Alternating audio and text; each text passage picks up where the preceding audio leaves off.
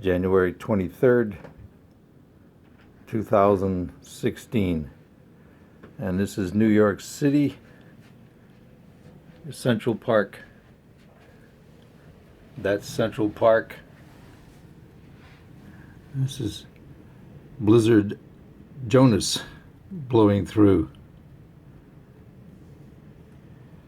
And here's Times Square. There it is down there. You can't see the lights.